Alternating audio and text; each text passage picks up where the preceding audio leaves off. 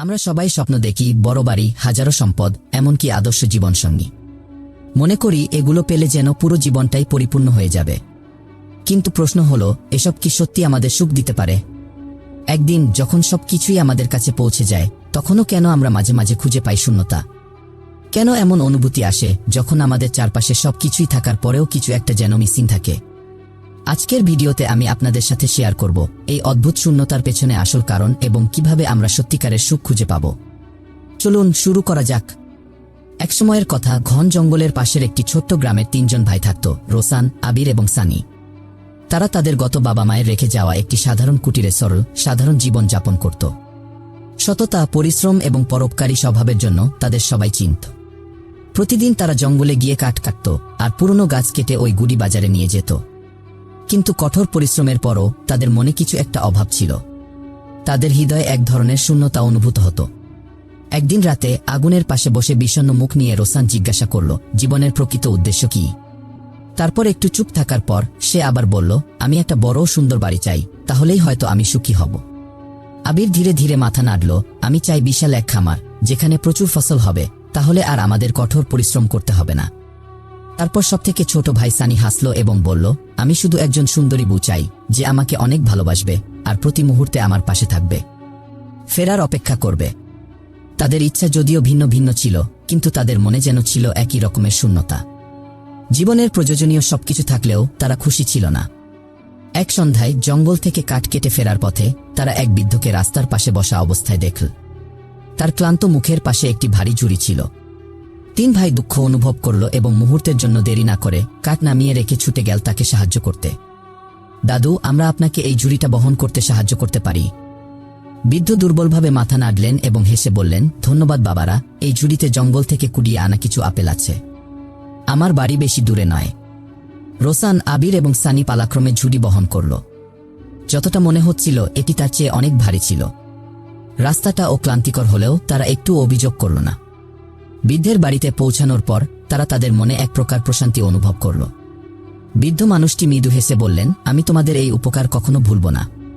তোমরা 3 জনই পরিশ্রমী ও আন্তরিক, আর এমন গুণাবলী সবসময় নতুন সুযোগ নিয়ে আসে। বলো তো, জীবনে তোমাদের সবচেয়ে বড় ইচ্ছা কি? 3 ভাই কিছুক্ষণ দ্বিধায় থাকল, কিন্তু সত্যি তারা যা চায় তা ওই বৃদ্ধকে জানিয়ে দিল। রোসান বড় বাড়ি চায়, আবির বিশাল খামার চায়, আর সানি চায় এক সুন্দরী ও ভালো মনের জীবনসঙ্গী। বৃদ্ধ মনোযোগ দিয়ে শুনলেন এবং চিন্তাভাবনা করে বললেন, তোমাদের স্বপ্ন অসম্ভব নয়, বরং আমি এমন একজনকে চিনি যে তোমাদের সাহায্য করতে পারে। পাশের শহরের এক ধনী ব্যবসায়ী সৎ ও পরিশ্রমী লোক খুঁজছে যারা তার কাজে সাহায্য করতে পারবে।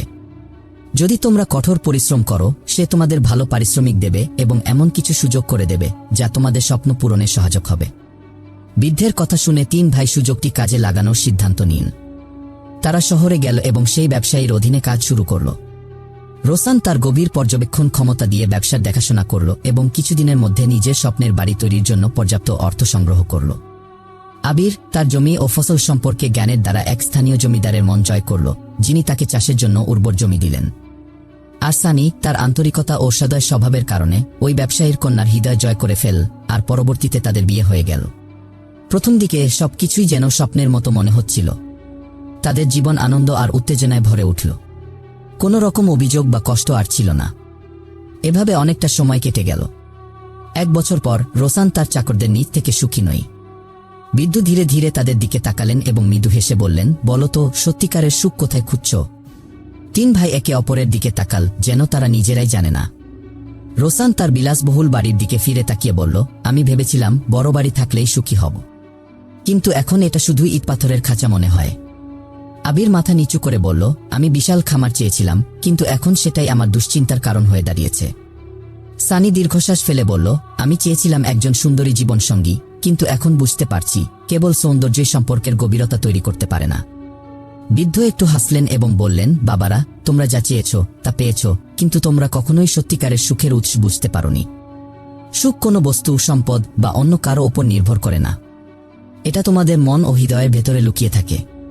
তিনি আরও বললেন, সুখ আসে তখনই যখন তোমরা যা করছো তা উপভোগ করতে পারো, যখন তোমরা অন্যের জন্য কিছু করতে পারো এবং যখন তোমরা কৃতজ্ঞ থাকতে শেখো। 3 ভাই গভীর চিন্তায় পড়ে গেল। তারা বুঝতে পারল সুখ আসলে বাহ্যিক কোনো কিছুর মধ্যে নয়, বরং তাদের মনোভাব ও জীবনযাপনের ধরনে লুকিয়ে আছে। সেদিন থেকে তারা তাদের জীবন নতুনভাবে গড়ে তুলতে শুরু করল। রোসান তার বড় বাড়িটিকে প্রাণবন্ত করে তুলল, বন্ধু ও পরিবারের জন্য সেখানে উষ্ণতা তৈরি করল।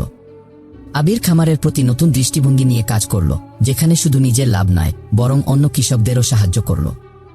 সানি তার স্ত্রীর সৌন্দর্যের বাইরের দিক নয় বরং তার হৃদয়ের গভীরতা বুঝতে শিখল এবং তাদের সম্পর্ক নতুন করে জ্বলতে শুরু করল। অবশেষে তারা সত্যিকারের সুখ খুঁজে পেল, সম্পদ বা স্বপ্নের অর্জনে নয় বরং কৃতজ্ঞতা, ভালোবাসা এবং অন্যের জন্য কিছু করার আনন্দে।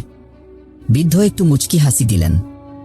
বাছারা, প্রকৃত সুখ তোমার যা আছে তা থেকে আসে না, বরং যা কিছু আছে তার প্রতি কৃতজ্ঞ থাকার মাধ্যমেই আসে। তোমাদের সবকিছু আছে কিন্তু কৃতজ্ঞতা নেই। কৃতজ্ঞতা ছাড়া সুখ ফুরিয়ে যাবেই। 3 ভাই নিশ্চুপ হয়ে গেল। তারা তাদের ভুল বুঝতে পারল। বৃদ্ধ আবার বললেন, সুখের চাবিকাঠি হলো যা আছে তা উপলব্ধি করা, সেটাকে উপভোগ করতে শেখা, আর তখনই সুখ নিজে থেকে আসবে। সেই সাক্ষাতের পর 3 ভাইয়ের মন হালকা হলো আর তারা ঘরে ফিরল। রোসান তার বড় বাড়িকে বোঝা হিসেবে না দেখে উপভোগ করতে শুরু করল। আবির প্রতিটি ফসলকে মূল্য দিতে শিখল, আর সানি তার স্ত্রীর প্রতি ভালোবাসা পুনরায় আবিষ্কার করল। তাদের জীবন বদলে গেল। তারা যা হারিয়েছিল তা নিয়ে চিন্তা না করে যা ছিল তা উপভোগ করতে শিখল। শেষ পর্যন্ত তারা সত্যিকারের সুখের গোপন রহস্য বুঝতে পারল। সুখ বস্তুগত জিনিসে নয় বরং প্রতিটি মুহূর্তকে কৃতজ্ঞতার সাথে গ্রহণ করার মধ্যেই লুকিয়ে আছে। মনে রাখবেন, আমাদের যা কিছু দেওয়া হয়েছে তা কৃতজ্ঞতার সাথে গ্রহণ করলে সুখ আমাদের জীবনসঙ্গী হয়ে থাকবে। এই ভিডিও থেকে আপনি শিখলেন, সুখের জন্য আমাদের বাহ্যিক জিনিসগুলো নয় বরং আমাদের অন্তর্দৃষ্টির পরিবর্তন এবং মনের শান্তি প্রয়োজন। আপনি হয়তো বুঝতে পেরেছেন যে সত্যিকারের সুখ কোথায় রয়েছে এবং কিভাবে সেটাকে অর্জন করতে পারবেন। এখন আপনার ধারণা কি? এই গল্প আপনার জীবনে কিভাবে প্রভাব ফেলেছে? নিচে কমেন্টে আমাদের জানাতে ভুলবেন না। ভিডিওটি যদি আপনার ভালো লেগে থাকে তাহলে লাইক দিন, শেয়ার করুন এবং সাবস্ক্রাইব করতে ভুলবেন না, তবে যেন ভবিষ্যতে এমন আরও কন্টেন্ট মিস না করেন।